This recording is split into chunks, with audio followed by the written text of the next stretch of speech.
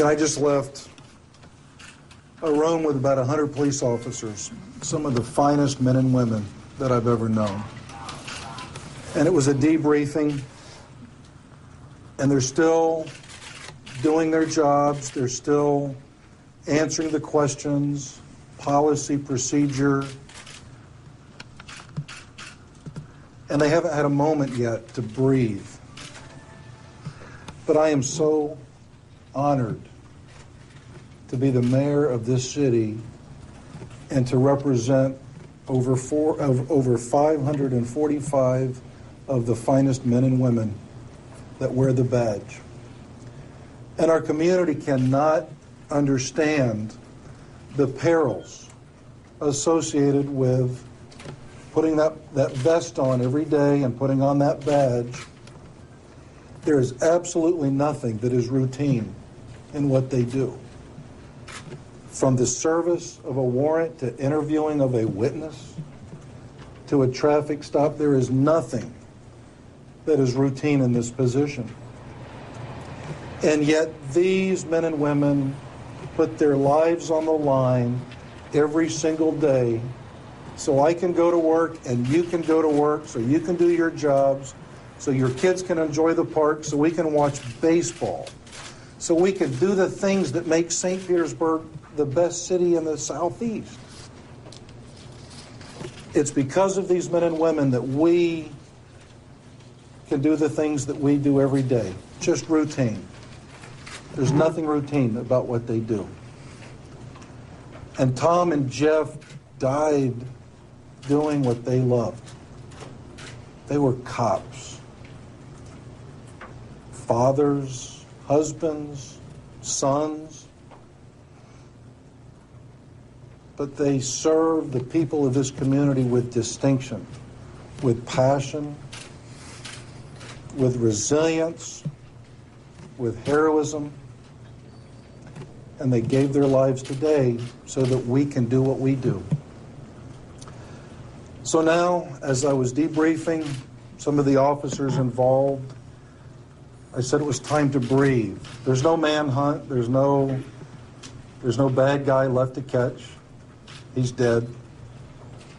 It's time to breathe. It's time to grieve. It's time to mourn. It's time to lift up this family, both of these families that gave a loved one today. So we're going to embrace them. We're going to love them. We're going to lift them up in prayer and support and do everything that we can as a city to meet their needs for the ultimate sacrifice that these wives, these families gave for my citizens today. But I'm so proud of this city. I'm so proud of the men and women that without hesitation, when they knew Jeff was upstairs in this attic, without hesitation, they risked their lives so that he wasn't left behind. They had to get him out, and they did. So our hearts are broken today as a city council, and I thank the council members for being here today and their continued love and support of the men and women of the St. Petersburg Police Department. Our hearts are broken today, but the spirit and resolve of the men and women of St. Petersburg, of the police department, it's unbreakable. And I ask of them this afternoon, while they breathe, while they mourn, while they grieve, get back to work. Get back to work. Because we have 250,000 residents of this city depending upon them to go back to work. So night shift is on, and they're going to do their jobs. And the men and women will come back tomorrow, and they'll put on their vest, and they'll put on their badge, and they're going to do their jobs. Yes, there's a hole in their hearts, but these are professionals. They're absolutely well trained. And I'm convinced that as a city, we're going to continue to make sure that our streets are safe. We have a safe city. We have great communities throughout the city.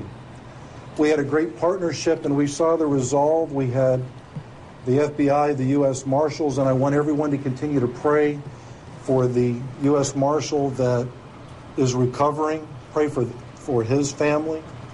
And we thank you for all that you do in our community. I saw the FBI, TPD, the Sheriff's Office. We had agencies coming to our aid. I even saw the USF Police Department directing traffic around the hospital. Every agency came to our aid today. So I want to thank all of those agencies that assisted.